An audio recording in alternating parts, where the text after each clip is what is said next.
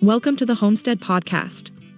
You are joining co-hosts Carol and Jamie of twogalshomesteading.com. If you found yourself here, that means you are ready to take responsibility for what you eat, your family's health, and your family's well-being while living a simpler life. You can do this and have fun, saving money along the way. Let them help you unleash the homesteader within. By doing more with less, you will gain what is needed to create confidence, impact, and change in your life and the lives around you. Let's start homesteading. Let's start now.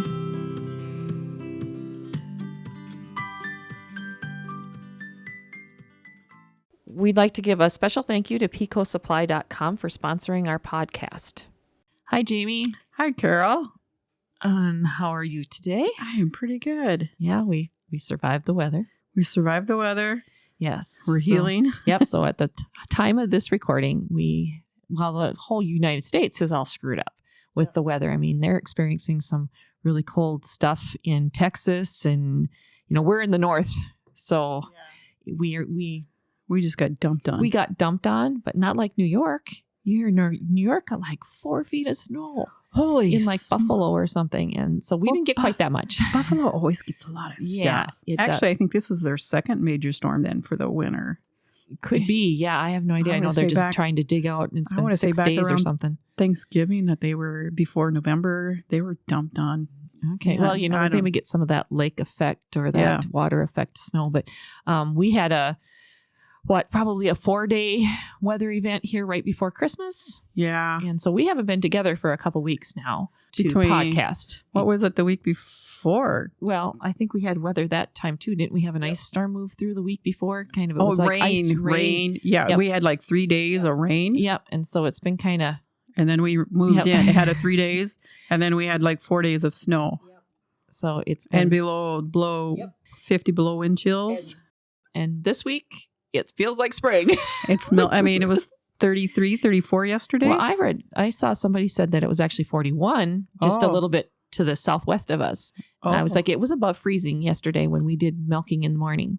So it was like 34. Yeah, it was dripping off the house. So it's just kind of crazy. So our deck is, it was dripping, and so now our deck is like a ice rink right now. I tried yesterday to get it off, so get all the snow off. Bob said he about hit the ground out there, and I'm like, don't. No. You guys, you already fell once.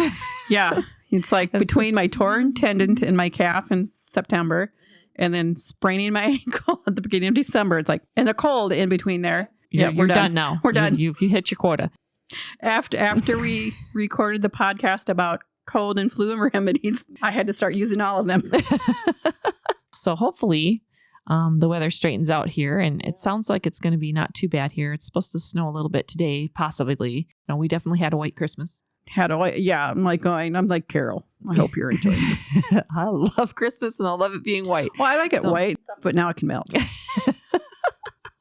It's not good for our ground up here, though. No. Do you dry out quickly out here? Well, not too bad. But I don't know. I think it's good for the trees that grow here, and pine trees need this. Oh, okay. Where it gets really cold like that. That's something they need. Okay, I wouldn't know that. Yeah, I read something. I read person. something about that somewhere, that they said that if we don't have the cold come, the natural things that grow on the prairie and stuff like that, it affects them because. Oh yeah, I know. Yeah, plants, perennials and stuff. They need that dormancy period. Yeah, they need that. Like your your tulips, and I'm sure other plants need that dormancy. Yeah, whatever. Cold. Where they go hibernate and that type of thing. Striation period? Could be. That's one thing. I think it is for like tulips. Tulips need so many weeks of cold to be able to push. I didn't know that. Yeah, a lot of trees, probably too, new growth, need that cold period to be able to push out their new growth for the next spring. Huh. Even though me as a human really doesn't enjoy don't need that. No. One thing I found interesting, I watched something on like PBS, and they were talking about how when the United States was settled and how the northern states are the ones that first got settled, and it took a while to settle the southern states because people preferred to be cold versus scorching hot. And until air conditioning was developed, the majority of the population lived in the north. They lived in the New England states, the states like we are in. Ohio. Yeah, those states were heavily populated, and the southern states were not for the immigrants that were coming anyway, type thing. And until air conditioning was introduced. The majority of the people that were immigrating to the United States were from Europe, where it's cold. Russia. I don't know. Yeah, that area. I honestly don't. We're very Scandinavian here, and Irish, German. We're German and Irish, or I'm German and Irish. Yeah, Rich is German and has a little bit of Dutch, and I'm Scandinavian and Bohemian. Yeah, so all cold countries. But anyway. We would like to thank you for tuning in today and listening to our babble at the moment. Yeah. Our little coffee talk. You and I are really good at that. Let's get started here. Well, what's been going on in your kitchen? We haven't talked for a couple weeks, and Christmas has gone through here. So what has been happening in your kitchen, Jamie? So I perfected my a cracker. Yes, you did. So I want to thank Kelsey for her. It was her cracker recipe that I finally got. I did 2 batches for Christmas, and Bob's like going, yeah, this is it. And so hence I'm going to try to make some more this week. Okay. Yeah, and that's using your sourdough? Using my sourdough starter, oil, herbs, and salt. Did you put baking soda? And baking soda. Baking soda. So, okay. So yeah, and then you just bake them, 350. I did 375. My oven always runs a little cool. I think I did 375 in my oven and probably like 20, 25 minutes. You kind of watch it. And the trick was to roll it as thin as you possibly could. Because the first batch I left thicker, and those took longer to bake and weren't as crisp. Okay, so do you roll it between 2 sheets of paper or something? I did parchment. I did it on a parchment paper, dusting very lightly with flour on top if it started sticking. I have Pamper Chef bar stone. It said to put a baking stone in the oven, and I have the bar pan from Pampered Chef, and so I put that in the oven and heated it as I was rolling it out. Because you take the batch and you divided it in 4, and then so I baked it in 2 batch. I did two pans at a time, which worked out fine for me. And they cooled really crispy, and you could quickly, and then you could put them in a container. Okay, yeah, because you brought them over. Yeah, I brought some of them, and then I brought some of them to the family, and they were a hit with my family. And then my daughter, who is finding out that she is gluten intolerant, it had no issue with them either. So she could eat them, and she didn't get the bloated, icky feeling that she would from regular bread products or gluten products. Okay. So we'll share Kelsey's recipe in the show notes so that you can gather that from there, because I'm sure you don't have the measurements. And if you're traveling in your car, you're not going to be writing it down. So we'll put that in the show notes, or put a link to it somewhere so that you guys can get Kelsey and Jamie's recipe here for these sourdough crackers. And I will say that when you salt them, if you think you've put enough salt on, put some extra on there. That salt really makes a difference. Because there was a tiny bit in the recipe, but it was not nearly enough. And actually, when I salted it, and then I took the rolling pin and rolled it over, and so I kind of mushed it into it. And so I don't know if that made a difference, but that's just the way I did it. All right. Well, they were really good. Yeah. And they went really well with the feta cheese that we made from Cultures for Health with their fresh cheese back culture in November. We did that November, and it was supposed to be set for it was 30 days, and I think that was around the December 7th, 8th, right? But that was a week after I sprained my ankle really bad, and so I wasn't carrying too much extra. Yeah, so it just kind of sat in the refrigerator there, and it's still. I mean, you've been using it. You've been harvesting your feta cheese. Thinking I'll probably take whatever left out and bring that out this weekend. Okay. Mix up, figure out what we're going to put in it. Because we decided that it needed, or that you could do an herb dip, Yeah. Yep, so I was really thinking about garlic. What was I thinking? Garlic, onion, some rosemary, or... Yep. I was thinking even maybe some dill. Oh, yeah. Might be good. I'm thinking maybe we could do 3-4 different. Oh, yeah. I suppose flavors or whatever, and see. I suppose I could drain off the brine and see how much I have left. Yeah, see how much is there. And I do have a little bit that you left here yet. Oh, okay. I just moved it in the refrigerator, so what you left here is also here. So we can raid my seasoning and bring your seasonings, and we'll put some together and see what we can come up with, and maybe add that to our show notes too if we find something that was a really good combination. And then we'll probably have to whip up some more.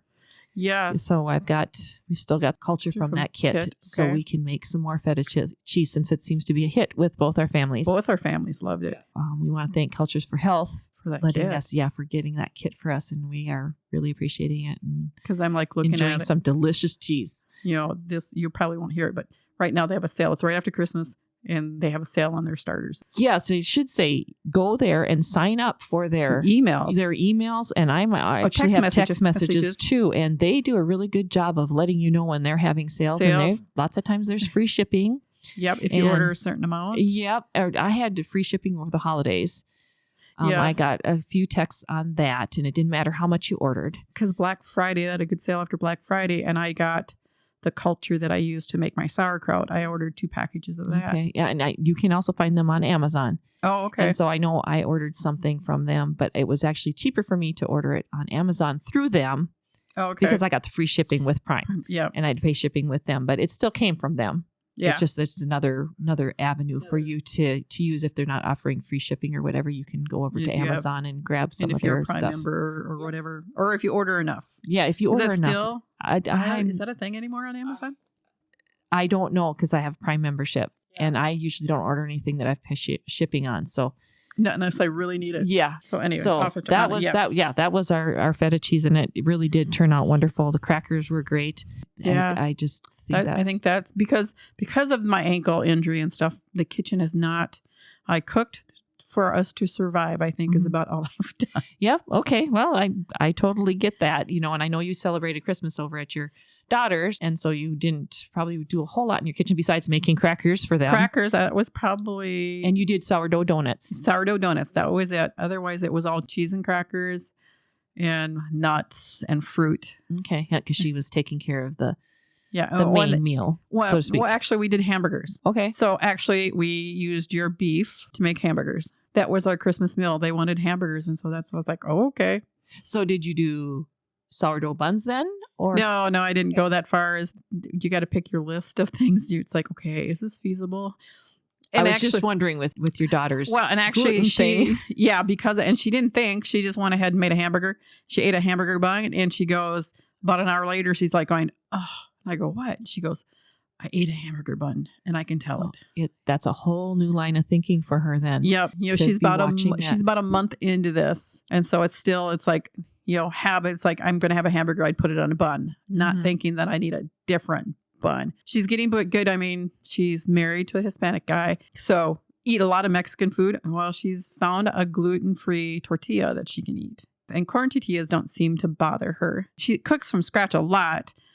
But she starting to do more baking, more, breads and stuff like that. She hasn't done a lot of breads, but like her tortilla shells, she's trying. And yeah, that whole gluten thing is quite the thing. There's gluten in so much stuff too. I'm like going, trying to get it around. Would be nice if she were just maybe sensitive to wheat in the way the wheat is.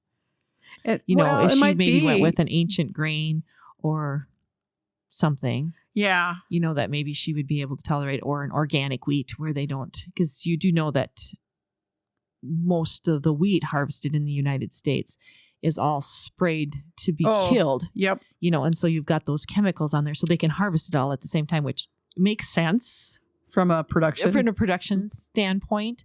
But for those who are sensitive to those chemicals, that is now in your wheat.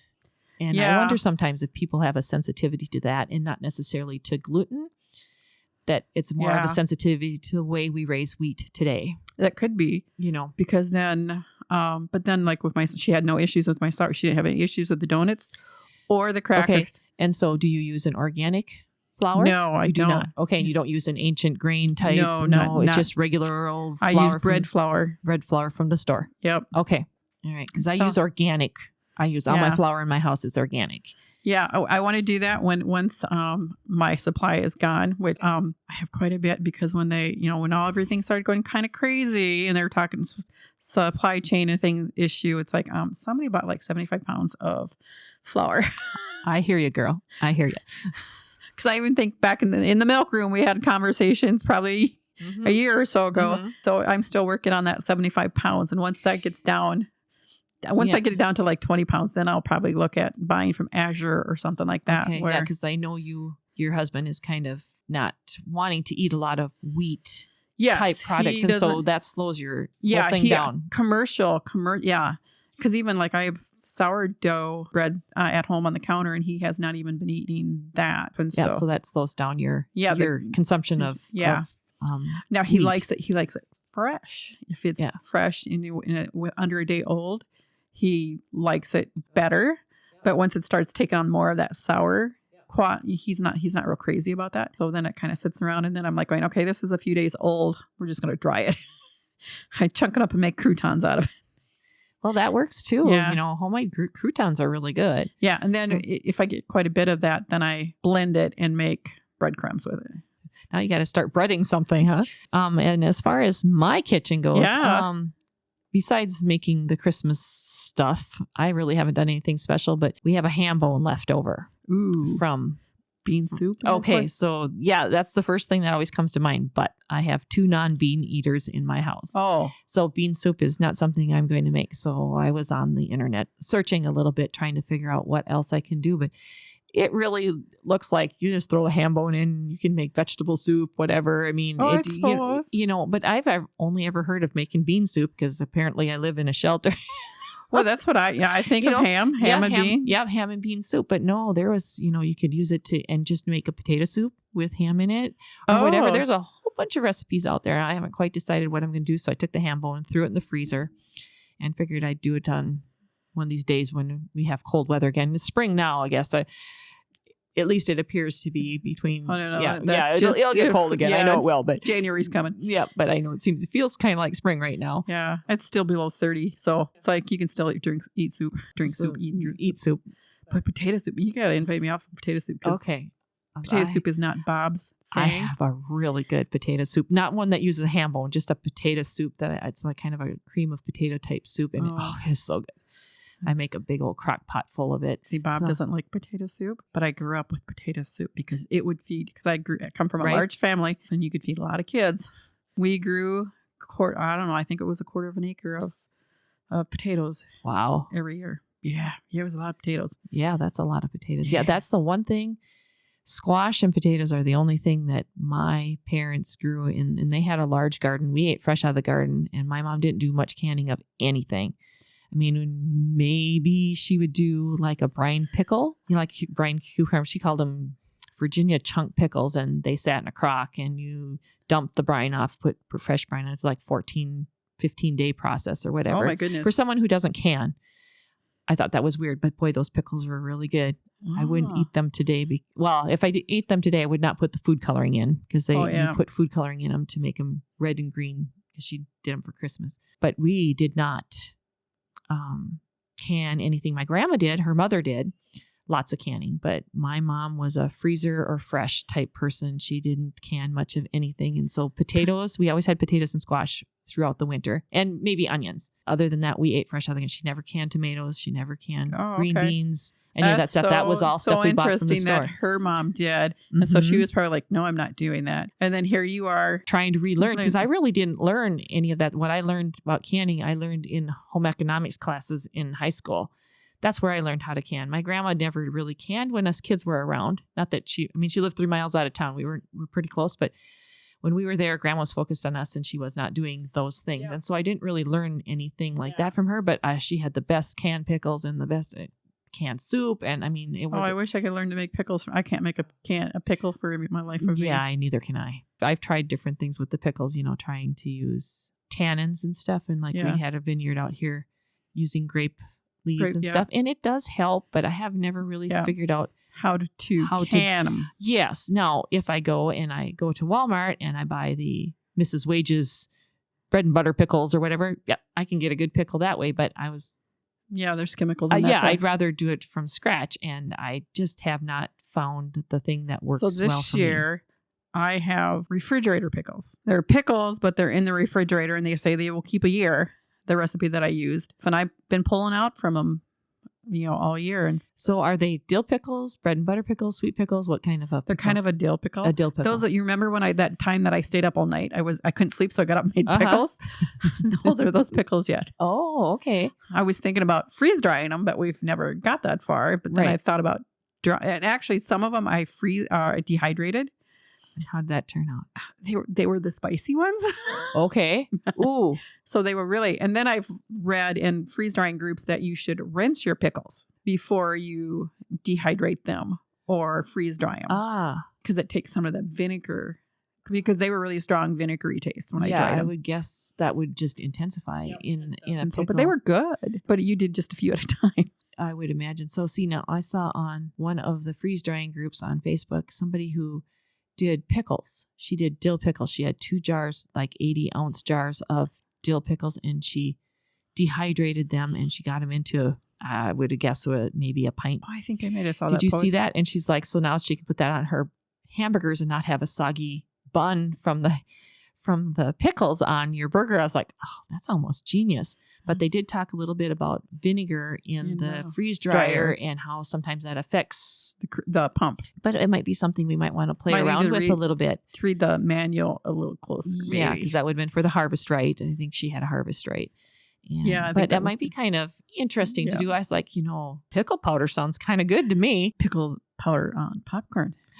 Oh, yeah. That would be really good. You think about pickled potato chips. I love vinegar, pickle and vinegar potato chip. Yeah. Oh, that might be really good. Oh, Chris, what's in your kitchen? What's in my kitchen? We were on the ham bone and we got off on soup and everything. Anyway, that's about the only thing that's, unique that's happened in my kitchen. I did try a new recipe for Christmas cranberry cake or something like that. Oh, is that what's over on the table? That's what's over there on the island. That was pretty good. It's a little heavy, so you don't want to eat a lot of it. It is, boy, I tell you, talk about the sweet and the tart together. Because those cranberries are in there straight and they're put in whole.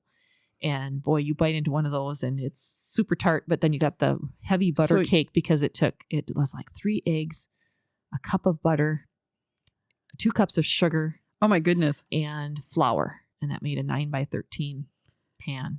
I mean, it's good, but it's very dense. So you didn't smash the cranberries? No, I did not. I just dumped them in there, and as I stirred them, a couple of them broke and that type of thing. But I used fresh, unfrozen cranberries. It's a good cake. It's good, but it's very rich and very heavy, and so you can't eat a whole lot of it. It goes really well with coffee. But that'll be a keeper. But I would only make half the recipe next time. It's a big pan for us to eat because Madison won't eat it. So it's Rich and I, and it's a lot to eat. Yeah, see, that's a lot. That's why I don't bake a whole lot, is because, our son Ben, he'll eat it. Then still, if it turns out that he or Bob doesn't like it, then it's like, I don't need that around. Yeah, no kidding. So, but I tried that. That was the one new recipe that I tried here. And I tried that after Christmas, actually. I just made that probably a couple days ago. So, but other than that, not a whole lot going on. So now let's hear a word from our sponsor. Family-owned PetecoSupply.com brings small-town customer service to their online farm store. PetecoSupply.com specializes in automatic waterers from top brands such as Miraco, Jug, Franklin, Trojan, and Ritchie, as well as other products for your operation. Find your farm supplies and automatic waterers at PetecoSupply.com. That's PETECO Supply.com. Petco Supply. And now we're back. Today, I thought we had discussed this a little while ago. You said it is seed time. It's garden planting time. Yep. Okay, so we're at the end of December. Yeah. And if you are a gardener, I am not. I dabble a little bit, but I really haven't seriously gardened for several years. So we're going to let you kind of take the lead on this one because you have a lot more experience. You've been gardening a heck of a lot longer than me. I think my first tomato plant I planted in my house in Glenwood, I was probably 24, 25. And now I'm like, it's been a few years. I really didn't garden a whole lot until about 2005. That's when I kind of started. And I started in town because we still lived in town. I did garden when we first got out here on the farm. We moved out here in 2007, 2008. We kind of lived in town and out here kind of together. We totally moved out here in 2008. And so then I had a garden out here for several years. We even had a hoop building at one time. Yeah, I remember your hoop building. Yep, we had a hoop building out here. So we had a garden in there, and that was a 30 by 70 foot building, all garden. I had it entirely as a garden in there, and it worked really well for certain things and not so well for other things, depending on the time of the year. And then the plastic went bad. And so we couldn't use it as it was designed anyway. And we had housed some animals in there for a little bit as the plastic was slowly deteriorating. And then we decided we actually needed a building for our calves because our dairy was growing and we needed to have our calves indoors. They weren't doing so well outside in just, makeshift huts basically is what we had in our winters. And so we hired a contractor and we put tin on our building. So the hoop building, the structure is still here.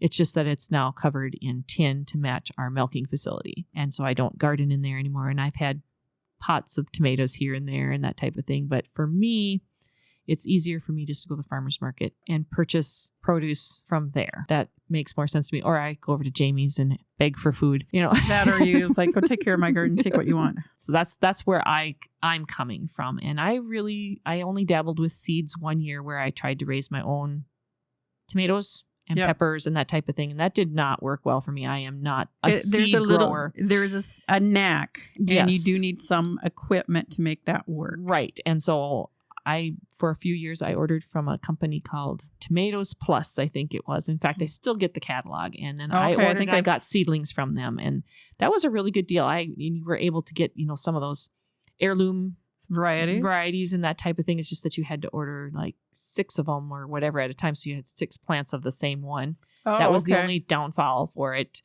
If you're doing a smaller garden. Yeah, if you were doing a smaller garden. But I really like that company. I still get their seed catalog. Oh, I might have to steal that from you. Well, you have to take it out of Chastity's hands because, man, at the minute that seed catalog comes, she absolutely loves that seed catalog. And consider she's disabled. She functions at about 2 years of age.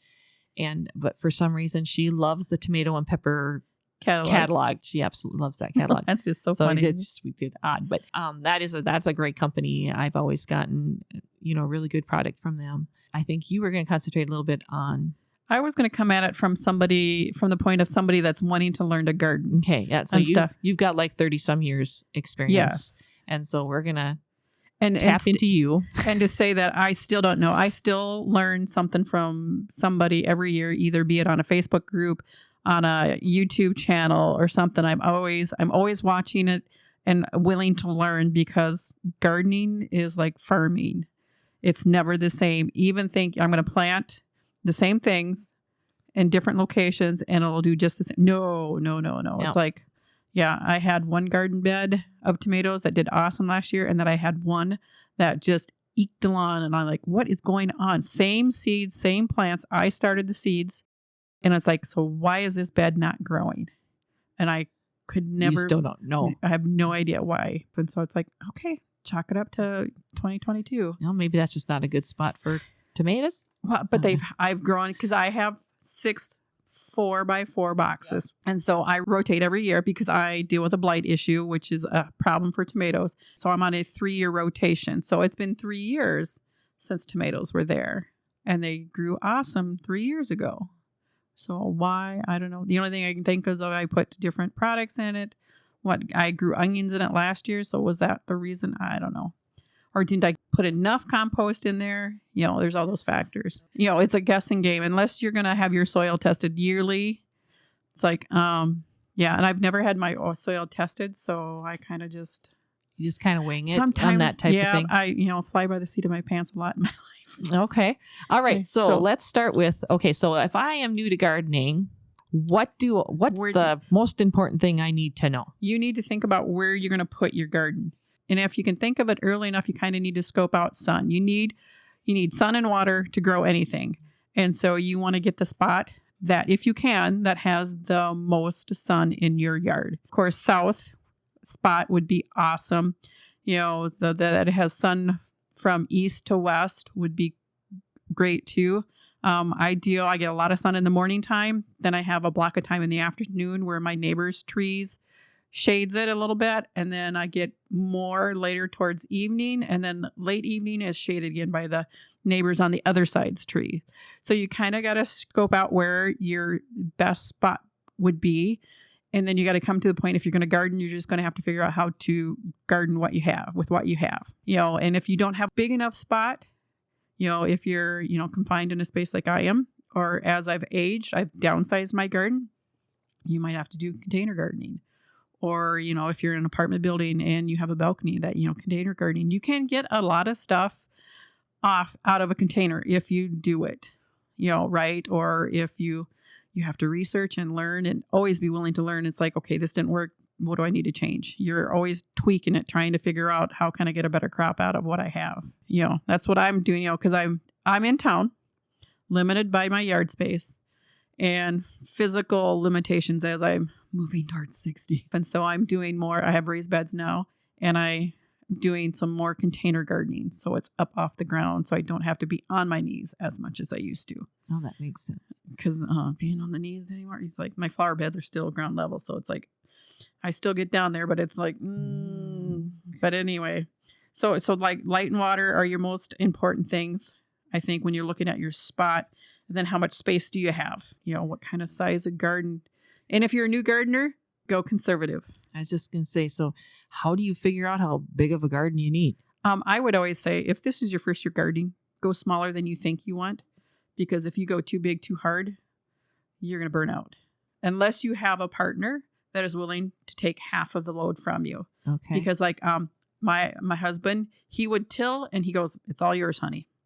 So weeding and everything, canning, picking, that was all my deal. And he's tried a few times over the years to get me to not garden as much. And because actually I said, can I put another bed here? And he's like going, do you have time for that? And I'm like, no, but I still want another bed. So, be realistic. Be realistic with your time too, your time and energy. If I was starting a garden at, 58 that I am now, would not be as ambitious as I was in my 30s when I moved to this house.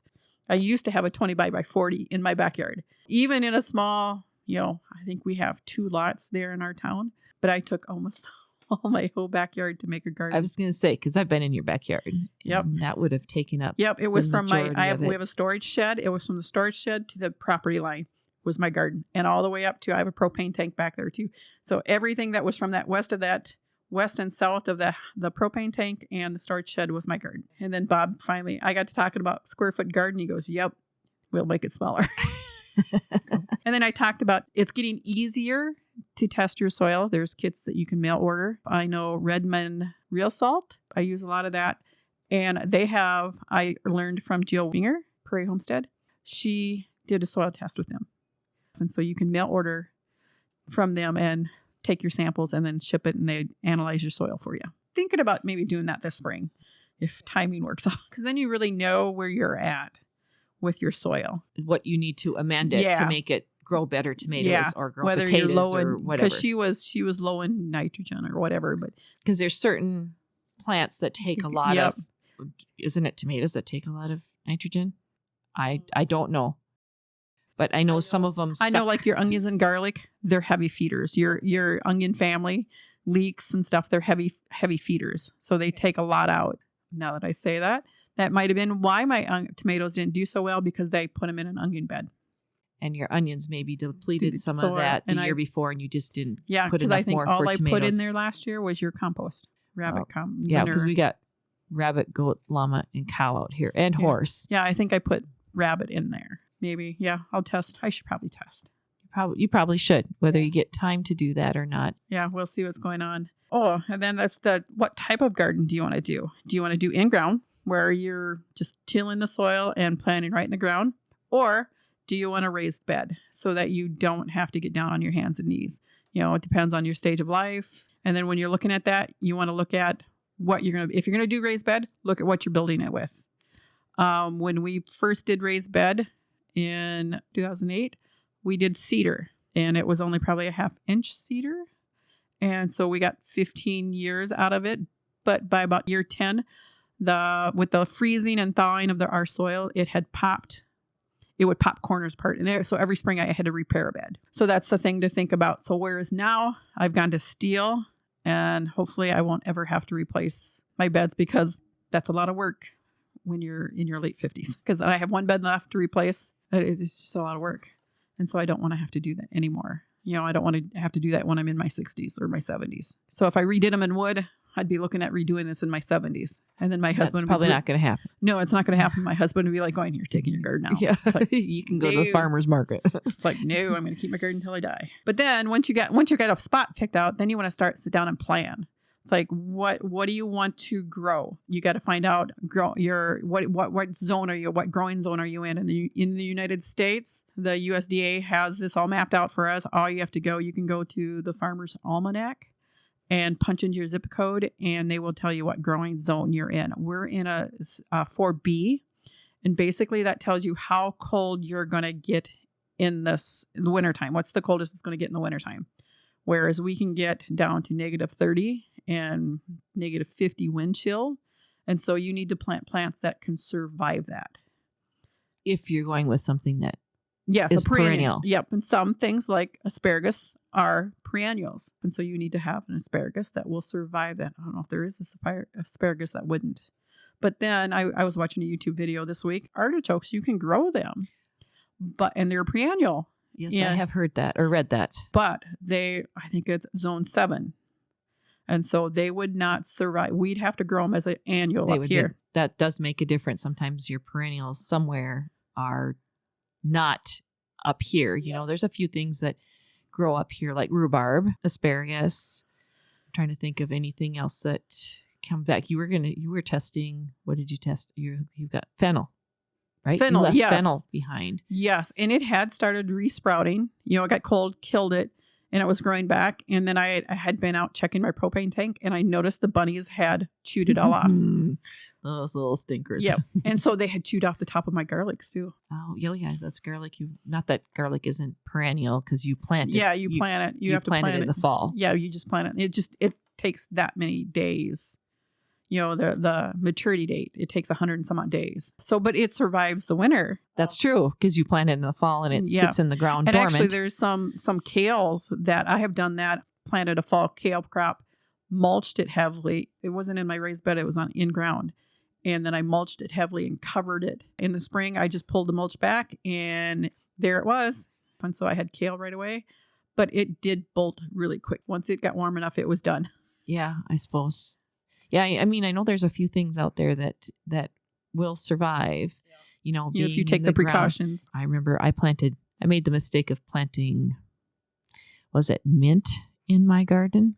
And it took over. Oh my gosh, I had mint coming. I was like, it just kept coming and coming and coming. I was like, and all over the place. I had so much mint. You probably still have it out there. But then there are herbs that are perennials: chives, sage, mint. I don't know if lemon balm is or if it just seeds itself. But I don't ever notice it flowering here in my garden. But it comes back every year. I always think it's not, but there it comes. Oh, and tarragon. I planted tarragon thinking it was a annual. It comes back every year. And it produces. See, I like those kind of plants. That's why I have rhubarb out here because I don't have to do anything with it. We have raspberries out here too, but they're behind a fence. And I forget that they're there until after the birds have eaten them. And so I don't see them on a regular basis. And so I kind of forget I have them. Out of sight, out of mind. I can be that way. But yeah, strawberries come back, raspberries, not all raspberries. There are some raspberries that are zoned for warmer climates than ours. So when you're here, you need to pay attention because even if you're at Walmart buying something, sometimes it's not zoned for here. Yeah, you have to read the tags. Yes, you have to read the tags. I've done that. Or go to a local nursery that the people know. Right. Yep. You do need to pay attention to that. Knowing what zone you're in is really important. Because then the other thing the zone gets you is it gets you how many frost-free days you have. So it'll give you your last frost in the spring and your first frost in the fall. And then do your math and figure out how many days you have that are frost-free. So technically, I did the math. I've never did that. I watched a YouTube video yesterday, and he said that, and I'm like, oh, I've never done that. We have 148 of frost-free days. Now, I would say that would be because that's going off. They say our first average last frost is May 4th or 5th. But I don't ever plant anything frost tender that early. Like my tomatoes don't go out until Memorial Weekend. End of May. Yep. I don't put anything out like tomatoes and peppers. I don't put those out until the end of May because I have done that, mid-May and went away for Memorial Weekend and came home and we'd had a frost. Those things you learn as you grow. Ask or you find a local gardener that has a little experience under their belt. Yeah, because it is different everywhere. Well, and actually, and it can be different from out here, because I had a friend that was a master gardener. She lived 3 miles east of you here. And she says there's more peat soil out here. So your soil drains quicker. And because of that, frost affects your ground different, or your plants different. I would not have known that. I would have thought all of Kirkhoven, Swift County was all the same. But it's like not. It is not. Yeah. It's There, once again, probably the importance of testing your soil. Testing and your knowing soil. what you have. Yeah. What your soil type is and that type of thing. I know we have sandy loam soil out here. And so our crops grow differently. I'm thinking field farming crops, our wheat and that type of thing. Those things grow a little bit differently. But I know knowing those frost dates is really important, especially if you're growing something that's takes a long time, like watermelon, for instance, something like that, where or onions. Yeah, onions are 100 days minimum. And I know there's some watermelon that are, a shorter, like 90 days. And that's something that you could plant here. But, you can always get a jump start on that too by starting your seeds or starting with a seedling or a plant, which seems to be real popular. I noticed that like Walmart and stuff, now they carry started plants for all kinds of things like zucchini and everything. I'm like, really? I mean, my mom always threw zucchini seeds in the ground, and we just grew it that way or whatever. But you can buy just about every plant started already. I was always in the impression you never start cucumbers and stuff in the house because they don't like to be transplanted. Right. That's what I thought too. And am I thinking if you're going to do that, especially if you live in a place that has a short growing season and you're going to start those inside, I would put them in a pot that you don't have to take them out of, be it a peat pot or a decomposable type. Yeah, I have, I can make newspaper pots. I have a little wooden thing that I can make newspaper pots with. I would put it in something like that. So you wouldn't have to disturb. You can just plant it in the ground as is and not worry about it. Oh, that makes total sense. Yeah. So that they're less shock. I don't know if they'd get as much transplant shock or not. So your growing date length, how many days you have that are what is your growing season, to learn what your growing season is, because then it looks at, do you want to have an 80-day tomato or do you want to go for a 45, 50, 60-day tomato? Pepper, how long do peppers take longer? And then you got to look at how much do you want to grow? Okay, how much space you have. How much do you grow? Do you want to grow and eat fresh like you did as a kid, or do you want to grow so you can eat fresh and canned? If you're a newbie, be realistic. Seriously, if you get like 6 tomato plants and you grow them right, you will have tomatoes coming out of your ears and you everywhere. May not like August anymore. Yeah, exactly. And it seems like for us, the tomatoes are coming in August, and it's the hottest time of the year for us. And so if you're canning in a hot kitchen. Yep. So you think about that when you're. Or do you take a vacation? Do you do? I did. Well, I did this year. We took a 2 weeks vacation. And that's when you went in and picked for me. And there was no canning. And so I kind of purposely picked a later tomato because I knew that it would push it past our vacation. Oh, and then if you're picking out your plants, what you want to grow, you want to look at how much space do you have. You were talking about growing watermelon. That takes a lot of space wise. So if you're I do not grow watermelon. Part of it is because of our growing season's not long enough for the space that it takes, and what you reap from that space, I don't think it's worth it, because I grew like 2 or 3 watermelon plants. It took up a huge amount of space and I got 2 watermelons. That was not worth my space and time, in my opinion. And then I grew pumpkins a couple years, and you want to talk about a space hog. I probably planted 1 plant, and I bet it took up, and this is when I was still in ground, I bet it took up a quarter of my garden and actually branched out in the grass. But I probably get 10 pumpkins off it. And that was at the time when the kids loved to carve them, and it was great. But when they got past that stage, it's like, no, I'm not growing. Actually, my husband got tired of mowing around. Yeah, probably. Yeah. I mean, because cucumbers can spread like that too, but cucumbers keep producing. I mean, as long as you keep them picked. Yeah, you keep them picked. They keep coming back, so you can keep harvesting, where pumpkins are like squash. Or cantaloupes. I grew cantaloupe a couple of years, and I'm like, oh, and I got quite a few cantaloupes off it, but you have to watch them closely, and not knowing the ripe signs. I would lose them. I would think, oh no, it's not ready. It's not ready. And then next time I go look and it's like fallen off and it's covered in bugs. Yeah, I really think melons are. I think it takes a knack. Yeah, I think it takes a knack, or you need to. There's a huge learning curve there, especially growing them in our environment where you have that shorter season. Because I mean, I've picked up watermelon from the farmers market, from the local people who grow here in the western part of the state here, and their watermelon is awesome. Actually, there's a place in South Dakota, Forestburg. Yeah, they have a watermelon festival or whatever. Yes, I've seen that advertised. It's just north of Mitchell. I lived in Mitchell for 5 years, and awesome watermelons. I see everyone. There's a place between here and just south of Marshall that they will sit up and sell tomatoes and potatoes and whatever. And I've chanced it, and I was like, oh yeah, Forestburg melons, I'll take 2. Yeah, I think there's a whole learning curve, and I don't know, how much the soil factor comes in to play on that, but you always do have the option of vertically gardening too. Yeah.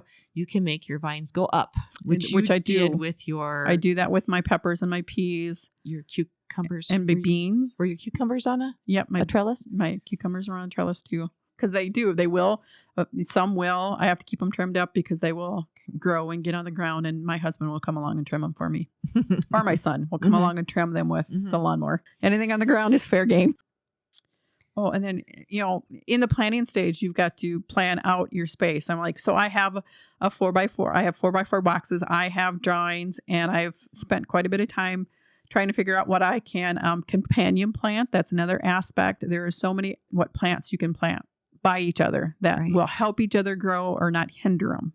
There's a book, it's called Tomatoes and Carrots, but it's about companion planting. Not a book that I don't know if I own that book, or I think I've owned it and given it away. Yeah, companion planting is something I did out here, to help my garden produce better and do you get more out of your space? So like one I know is like tomatoes and lettuce.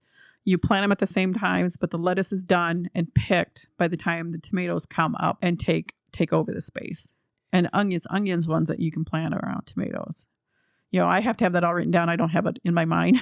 There's charts that are out there on the internet that you can kind of look at and kind of get a feel that there's ones that don't like each other. You don't want to put them together at all. That's another aspect. And if you're a newbie, don't try to have, it's like, I've got to have this all figured out. Sometimes if you're a newbie, you just need to put it in the ground and start there, and you'll learn as you go. Yeah, and make sure you plant something that you like to eat. Yes. Don't try something that if you don't like tomatoes, certainly do not plant them. But if you're like into peppers and you want to make your own hot sauce and stuff like that, go for it. There's plenty of things out there that you can grow that you like. Don't grow things you don't like. And then there's things that you got to think about too, is that when a plant should grow. You have your cool season crops, your peas, your kale, kohlrabi, your cabbages, your brassica families. They're cool seasons. They like the spring and they like the fall. Whereas your peppers and tomatoes, they are hot seasons. They want it warm and hot to produce. So you got to think, so you like tomatoes and peppers, like it hot. And then radishes. Radishes will do good. Okay, so tomatoes and peppers. Love it hot. Yep. Radishes and lettuces and kales like it cool. And so you got to look at, they will grow great when the spring is, but once it starts getting warm, they're gonna go to bolt and go to seeds. And so then you won't grow them in the summertime, but then you can grow them in the fall. You can do a fall garden of the cool season crops again. And so that's a whole nother aspect. That could be another podcast about spring and fall gardening. We'll probably break some of this down and get into a little bit more nitty-gritty. When I was making this outline, I'm like going, oh my gosh, I could talk for hours, which I probably have already, but not quite. Oh, let's talk about, we were talking about where to buy our seeds. Where have we bought our seeds? Yes, I was just going to say, maybe we should point in a direction of some of the seed companies that we have used in the past or have found interesting, or know some friends who have used. Because like I said, I don't garden really out here. For me, the seeds we buy are the ones that go on the acreage out here. And you buy quantity. Yeah, we're growing for the cattle and not necessarily for our own family consumption. I mentioned before I ordered from this tomato. I think it's called Tomatoes Plus. I think you can get seeds from there too, but I always ordered their seedlings. Those always have worked well for me. I have ordered from Gurney's and Burpees, and now not necessarily would I order from them again, but I believe those were the companies my mom used Oh, I could see back that. in the 70s, you know, Yep, type thing. Gurney's Those were, was my mom and I mean, dad's. they've been around forever. And they were actually from South Dakota, I think. Could be, but you can get a lot of those at your local Walmart, your, you know, your hardware store, whatever, Menards, and you probably can get them cheaper there. But I do know that I've ordered bushes, like blueberry bushes. I believe I had ordered maybe a gooseberry bush. Some of those things came from those that I've ordered in the past and we have growing out here on the farm, because I'm really kind of a perennial person. I like to be able to put it in the ground and it just comes back and I harvest and then we forget about it and it just comes back the next year. But I do know a lot of my customers, my milk customers who come here to the farm and what they grow. A lot of them are gardeners and bakers. Heirloom seeds is really... And their website is rareseeds.com. You would think it would be Baker's Creek, but it's not. I was going to say that is really one of the best ones that I've always heard about. Now, I've never ordered anything from them. I have ordered from them. A couple years ago I did. They have a huge, their catalog is, 300 pages or something. So they have a lot of varieties, a lot of heirlooms. If you're looking at that, we should talk probably about the type. There's different types of seeds. Yeah, I was just going to say, I was talking let's finish okay. Let's go over the seed companies and then we'll talk a little bit about what the different terms are when it comes to types heirlooms and all this kind of stuff. And because people are very confused about that.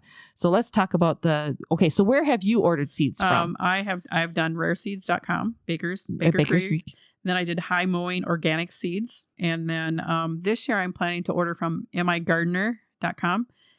He has a YouTube channel and his seeds are $2 a pack. As a general rule, unless there's something special about them, they're $2 a packet, which is a screaming deal because Johnny Seeds is another one. I know Johnny Seeds are a little more expensive, but I have heard rave reviews on one of the garden channels, YouTube channels I watch. She loves Johnny Seeds because the information they give on the back of their seeds is outstanding. She says about when you should and how you should plant a plant.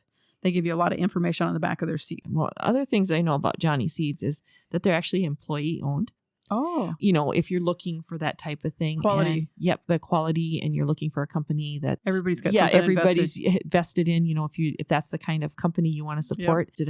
I read that all their seeds are non-GMO. And so if you're looking for that type of a thing. Now, here's a little caveat to that. All commercial, you and I could not buy GMO seeds from a seed company. If it's only commercially that can buy GMOs? I'm not sure on that. I mean, our stuff is all organic out here. And so that labeling there, I do know that there are certain gardening type, if you want to say backyard gardener, that type of thing, that that there's not a lot of GMO type seeds out there.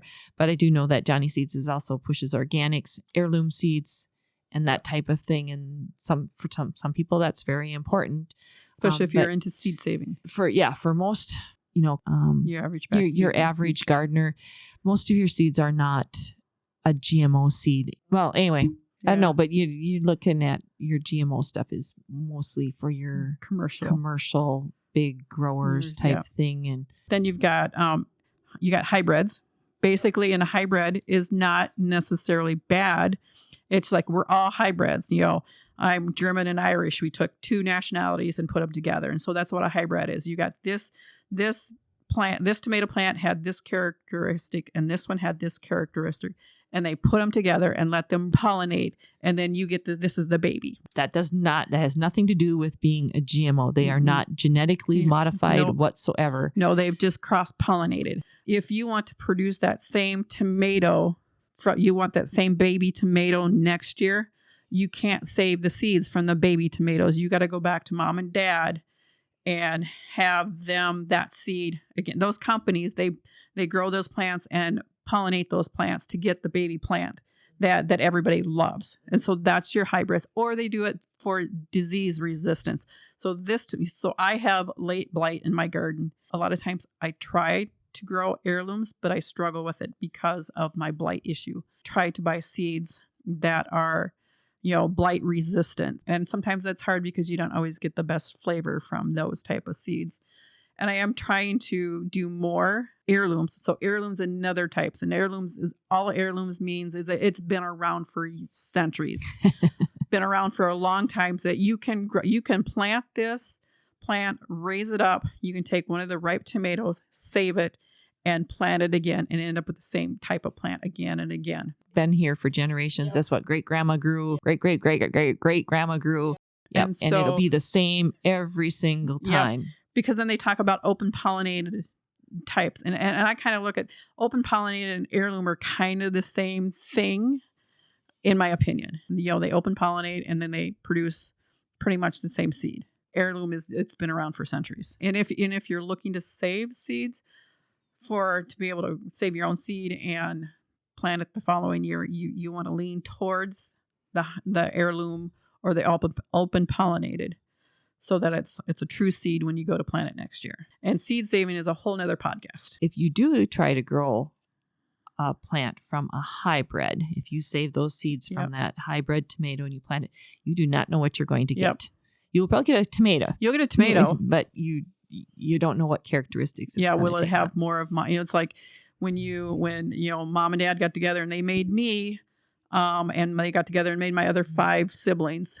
We're all different. We all look different. We kind of look the same, but we're all different. And so that's the same thing when you come back and you plant that hybrid. You can plant it. You can save the seeds and plant it. You just don't know what you're going to get. And if you like to roll the dice and see what you can, go for it. It's like, if those are the seeds you have, go for it. That kind of tomato is better than no tomato, if that's what you got. Especially in our economic supply chain issues that we're in right now. And so that's another thing, because we were talking before we went on air that I have most of my seeds bought. Already last summer, they were talking about having seed issues again this coming year. And so when I was at Menards, our big box stores, and they were clearancing out their seeds, I was looking at, okay, what do you have? Is it something that I grow?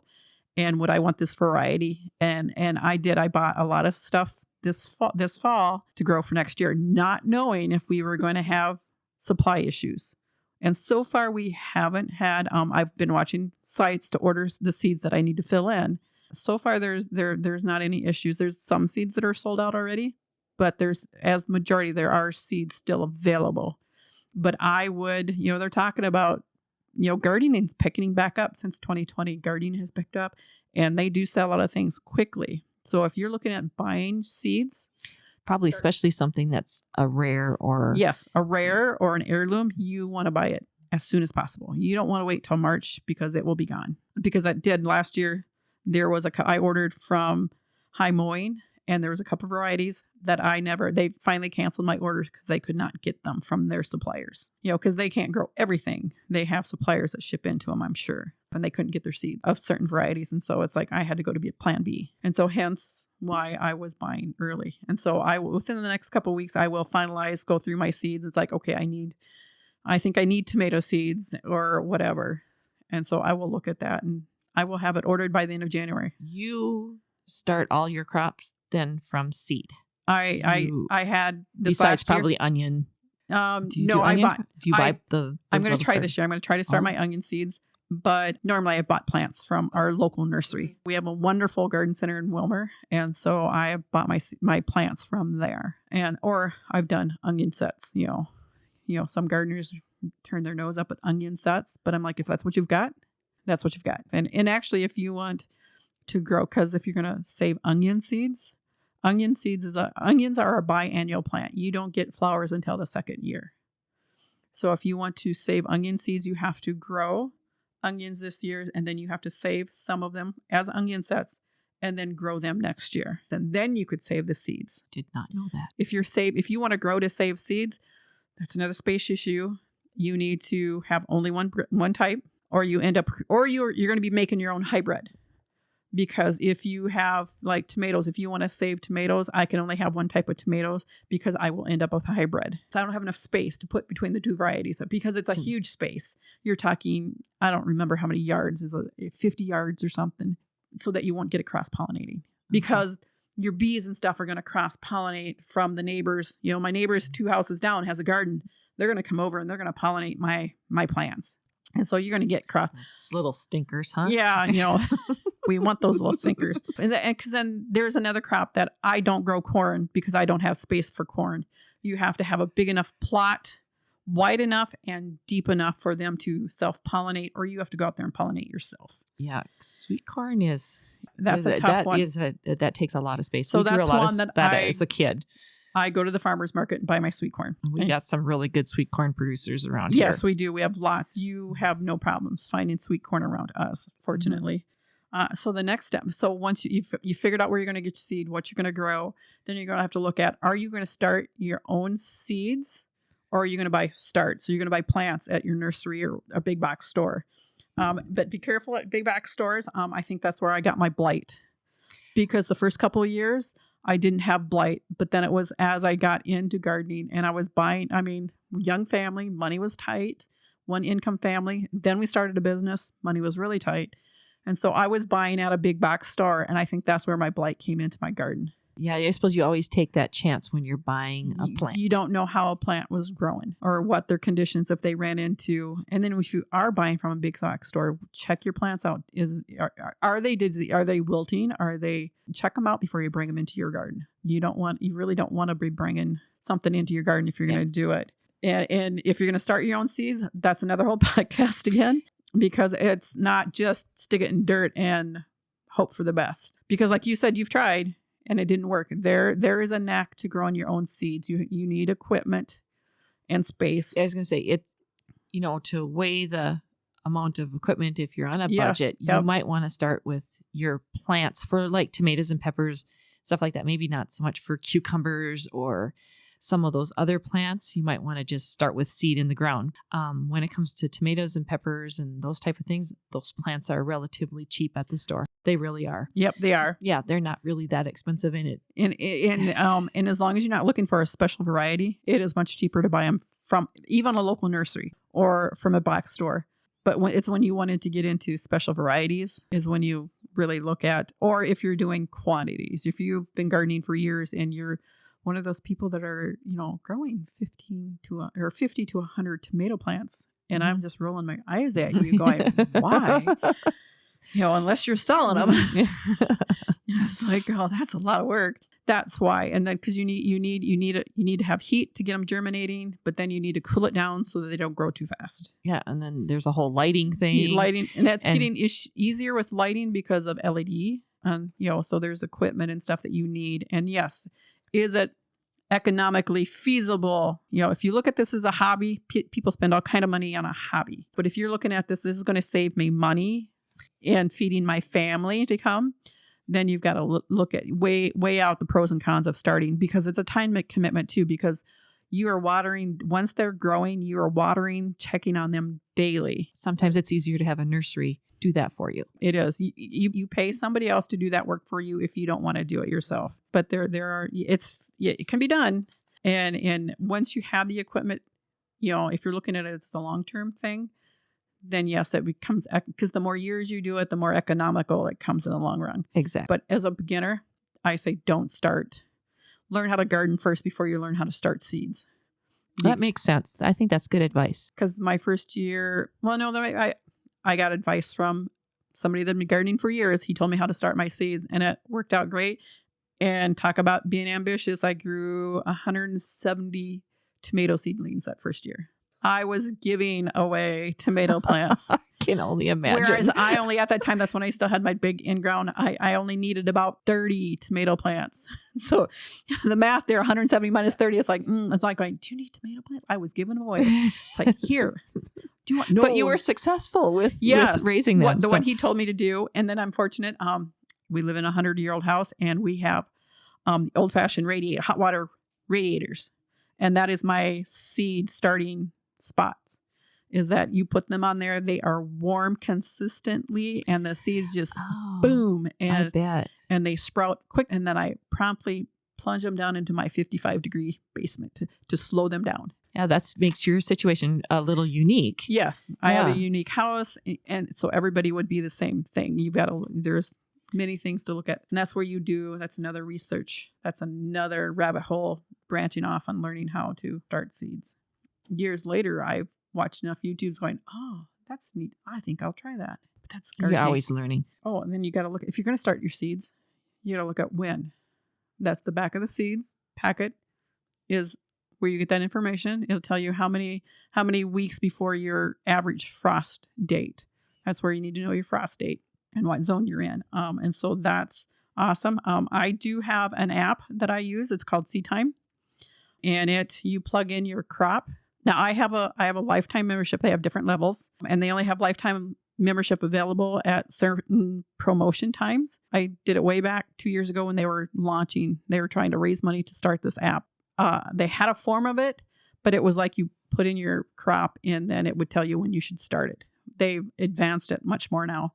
And so I was part of that fundraiser. And so I bought a lifetime membership. And so I really love it. And I do have a referral code for them that I will get and that we can put in the show notes. And then you talked about growing vertically if possible. And then another aspect of gardening is succession planting. Oh, yes. Which is one of the things I love about this app. I have upped my succession planting game with this app because you will plug in like radishes. Radishes is a 40-day. Is it a 40-day plant? Anyway. It's one of the fastest ones that grows. And so it'll tell you when to plant it, and it will tell you a projected harvest date. And so you can plug in, okay, so this radish is going to be done the middle of May, and then you can plant your other one right then. And so then you can plan out, okay, it's going to start getting hot here, so I don't want to plant radishes here.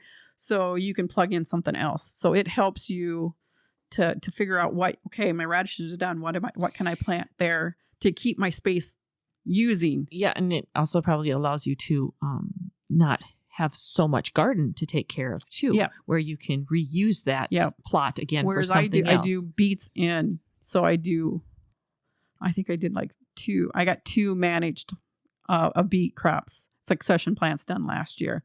And then I planted a fall one, and I didn't get much out of them because somebody should have pulled them much earlier. And I didn't realize how much frost would damage the tops that stick up out of the ground, because it totally annihilated the greens, because I was going to bring them out here for your bunnies. And I went out and looked, and frost kills those. Okay. Yeah. And then the top of the beets got cold and they got kind of mushy on the top. So I cut half my beets, and I got enough to make a pan, and that was it.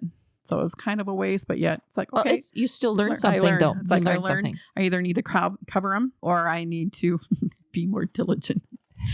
That is an issue I have. But yeah, I mean, I remember my mom and dad doing that succession planting because we did sweet corn, and Dad planted sweet corn every 2 weeks. He planted so that we would have sweet corn throughout the late summer, into the fall or whatever. And I mean, we ate a lot of sweet corn because Mom didn't can or freeze any of that, and so we had.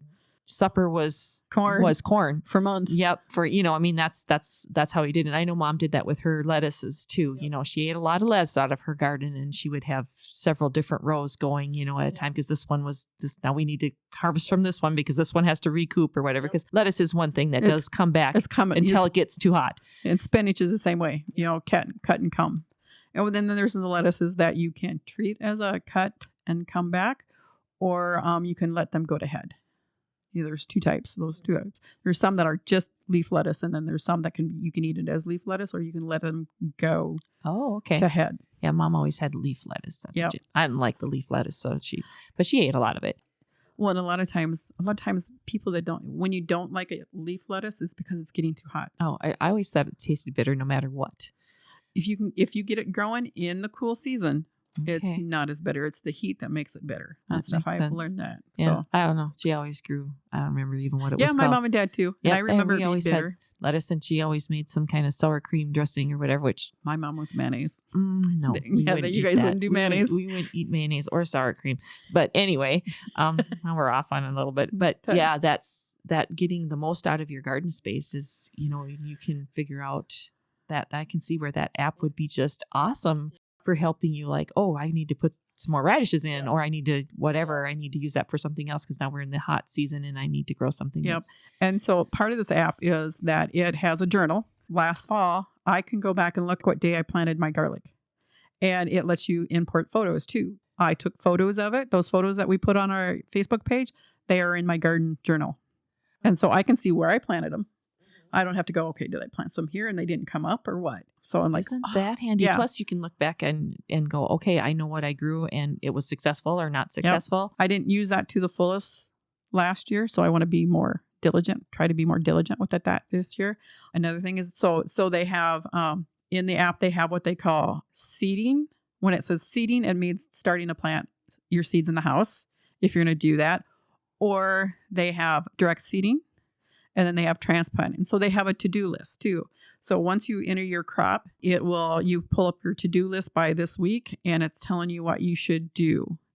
This week, you should, because they even have like cultivate. So if you're going to, it'll tell you to go cultivate, which is irrelevant to mine because my raised beds are pretty much, besides mixing in fresh compost, they're ready to go. Picking out a few dandelion leaves that are growing there. I know now. I always said, because I don't spray, so I have those dandelions free growing in my boxes in the spring because they were babies in the fall. Oh, and then they're coming out. They're hoping to release it after January 1st layout, so that you can either, if you have a drone, you can take a picture with a drone, or if you can, I'm hoping you can use Google Maps so that you can get the layout of your land. And then you can import that somehow into Seed Time. And then you can go, okay, I have this box, this bed right here. And so like in this quadrant, I'm going to have my tomatoes. I'm going to have my beets. And I'm not sure how, but that's from one of the videos I watched of it. That's what it's going to be, is that you can say, okay, here's my beets. You can take this crop, and this crop is, in your calendar where you've planted your radishes, and you're going to say this radish number 1 is going to go in this spot on this layout plan is the impression that I'm getting. So I'm hoping that I can do that with my flower beds too, so that I can go, okay, I have my lemon balm here. I have my chives here, so that I can know, because sometimes I'm not always good. It's like, okay, that's a yarrow plant.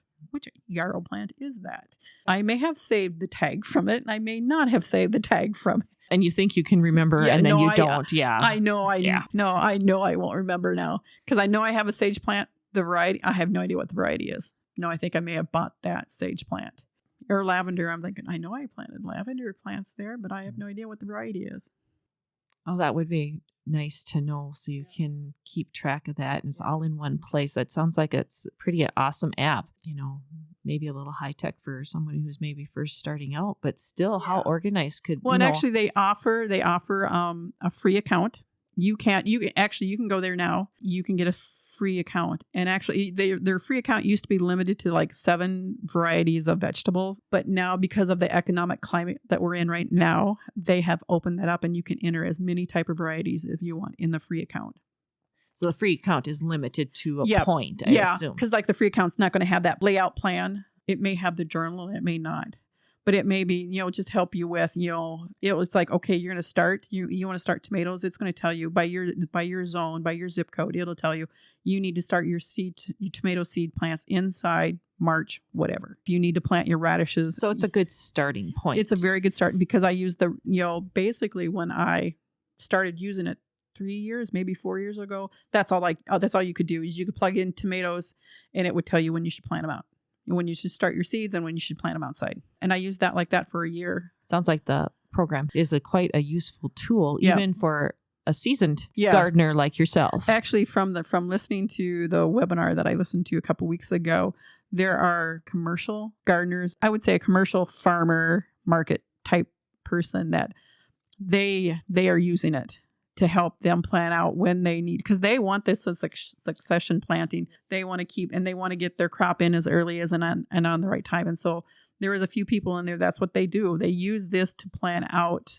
But now they're looking forward to that they can tell what they're going to go here, there with the layout plan. For someone who's a visual person, needs to see that plot, so to speak. I can see where that would be because I do that on paper the last couple of years, and I've done okay. But I'm hoping this helps me to refine that a little. Even after all, you've found a really good gardening app there. That is just about, this is a basic list. These are things to start with. Do your research. I know only a small part, and I've learned everything. I'm a self-taught gardener. We had a huge garden when I was a kid. I hated it. And so now that I actually garden, is totally amazing to me. I've learned everything as I go. And I've learned it from reading books. And then once there was, internet, because when I started gardening, there was no internet. There was books from the library. But now you have YouTube, you have fellow gardeners, and then you have Facebook. Whereas, I like that, Facebook, where you can get, somebody's opinion. And that's what it is. It's an opinion. Yep. And you still need to do what you want to do. You know, Right. okay, you can say, okay, this is what this person does here, but that's not like set in stone and that you have to do it that way. Take their advice, and they have a little knowledge, and so you try it, and if it works for you, fine. If not, you move on. And that's how I used to plant. I've gotten a little more picky as I've gotten older, is that if you planted it and it was growing, yay. And if it didn't, darn, let's try again. Oh, and I didn't even think about it. Animal pressures on your garden too. That wasn't even that's another thing that you got to think about too. If you're going to garden, where are you? You've talked about that. Your animal issue out here. It's because of your animal issue. Because of our animals. We've got poultry out here. Chickens love a garden. Deer. I really don't know if I've ever had deer problems, but rabbits. Yep, rabbits are my big issue. Rabbits are huge. Not that we have domestic rabbits, but we also have wild rabbits out here. My chickens, it's hard to fence chickens out of a garden. Yep, you have to have almost as tall enough fence to keep deer and chickens out. And then, of course, we have goats out here. Oh, and they'd eat anything. And goats, I don't care whatever that prize is that you want, the prize tomato plant, or if it's a pepper plant or whatever, that's the first thing they will eat. If they get out, they will ignore everything else and go straight for whatever is most precious to you. I don't care if it's a rose plant or what. And so I don't have a lot of stuff out here. Just that's one of my other reasons. And then we do once in a while, if we need to, our cattle actually graze around our house. Yeah, you know, if you're short on grass. Cows will eat that too. Everything is certified organic out here, including my yard. And so if we need to graze it, we graze it. Yep. And they will also eat my garden. Yep. Yep. Whereas your apple tree's got a fence around it. We fence off our apple trees to make sure that the animals do not get to them, whether they're domestic ones or they're wild ones. But yeah, that is a huge thing. Is in raccoons love a garden. Yeah, especially squirrels corn. do. Yeah. What did you had something eating your little, what was it, seed? What did you put in the ground? Was that, what was it? Because you said I had to plant it again. Was it beet seed? Something was eating your seeds. And we thought maybe it was squirrel or chipmunk or something. And you said you planted it and the next day it was all dug up. Yeah. I don't remember what it was. That's happened a couple times. It's like the rabbits eating garlic tops. I'm like, I would not have thought. Or rabbits eat my raspberry bush off. I didn't have very many raspberries because the rabbits mowed them down to the ground. And we've lost apple trees out here due to the rabbits. So our trees are actually wrapped now so that the rabbits can't. That's another consideration. What kind of animal pressures are you going to have in your space? Because they find that stuff. They like the good stuff too. Yep. Okay, so I think we've probably covered enough. Enough for today. For today, we will probably revisit the gardening thing because that is a big thing for you, and for most homesteaders that is a thing. You garden, and because you probably can, everybody does, but gardens, like you said, gardens are coming back. People are realizing that our supply issues with when COVID hit, it made a huge difference, and it's still affecting us today. Yeah, I had somebody here the other day who said their cousin's furnace went out in their house. They can't get a new one. There's nothing out there to replace their furnace. And so they're heating with electric heaters right now. You know, if that can happen there.